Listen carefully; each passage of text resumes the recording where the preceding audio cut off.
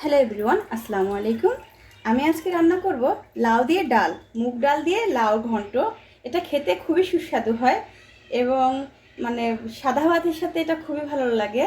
তো আপনারা দেখতে থাকেন আমি কিভাবে। এখানে আমি মুগ ডাল দিয়ে দিয়েছি আগেই। যদি আমরা প্রেশার কুকারে সিদ্ধ করে নিই, আমাদের রান্নাটা খুব দ্রুত হয়ে যায় এবং আমরা যারা গৃহিণী আছি তারা সবসময় চাই আমাদের কাজগুলো যেন দ্রুত হয়ে যায়।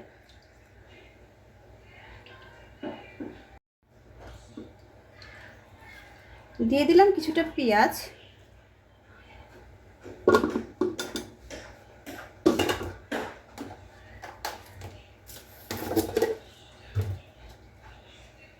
আধা চা চামচ রসুন বাটা,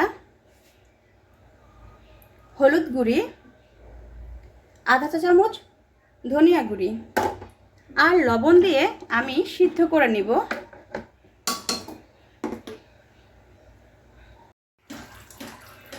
এবার দিয়ে দিলাম পানি।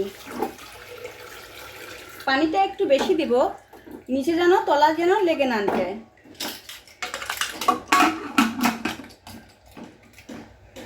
এভাবে প্রেসার কুকারে ডাল সিদ্ধ করে রান্না করলে ঝটপট হয়ে যায়।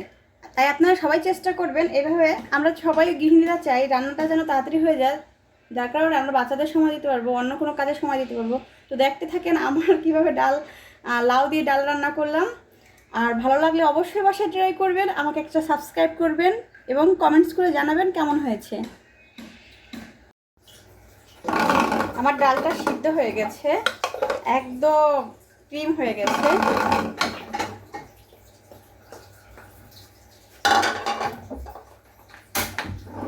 এখন আমি দিয়ে দেব লাউ। লাউ আর কাঁচামরিচটা আমি এখন দিয়ে দিব।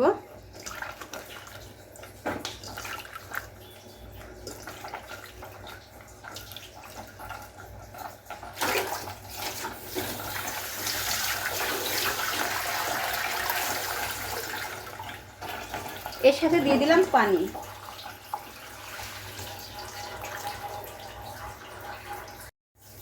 আমি এখন ডালটা ফোড়ন দিব। আমি নিয়েছি বেশ কিছুটা রসুন, বড় একটা রসুন নিয়েছি।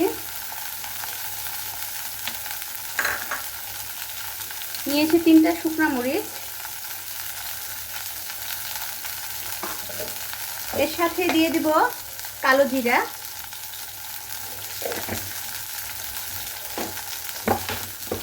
তার সাথে দিয়ে দিব কিছুটা আস্ত জিরা। আমি পাতিলটা চেঞ্জ করে নিয়েছি, কারণ আপনারা যখনই ডাল রান্না করবেন কড়া আঁচে রান্না করবেন, চুলার জালটা অনেক বাড়িয়ে দিবেন। হালকা নিভু নিভু আঁচে যখন ডাল রান্না করবেন ডালের স্বাদটা কখনোই ভালো আসবে না। তাই ওইটা থেকে একটু বেশি হয়ে গিয়েছিলো, এই জন্য আমি পাতিলটা চেঞ্জ করে নিয়েছি। প্রচুর অনেক বেশি করে অনেক বেশি জাল দিয়ে রান্না করেছি। আমার ডালটা সিদ্ধ হয়ে গেছে, এখন আমি ফোড়ন দিব।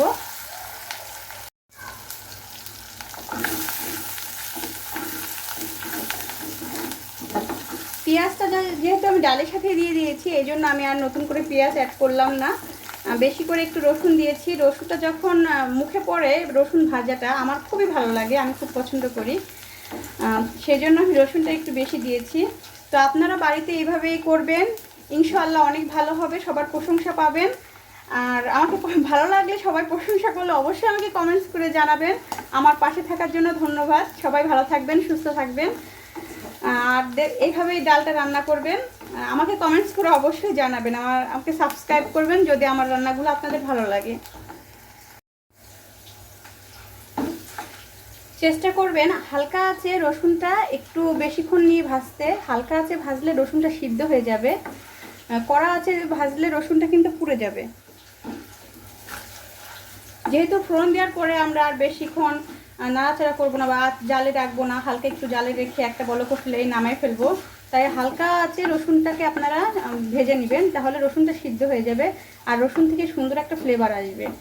আমার রসুনটা সিদ্ধ হয়ে গেছে বা ভাজা হয়ে গেছে, এখন আমি ফোড়ন দিয়ে দেব।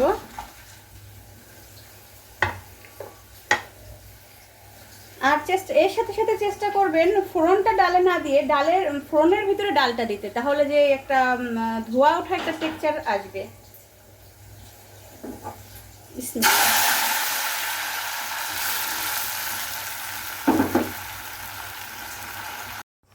তো হয়ে গেছে আমার দারুণ স্বাদের লাউ ডাল। আপনারা অবশ্যই বাসায় করে খাবেন আর আমাকে কমেন্টস করে জানাবেন। ধন্যবাদ।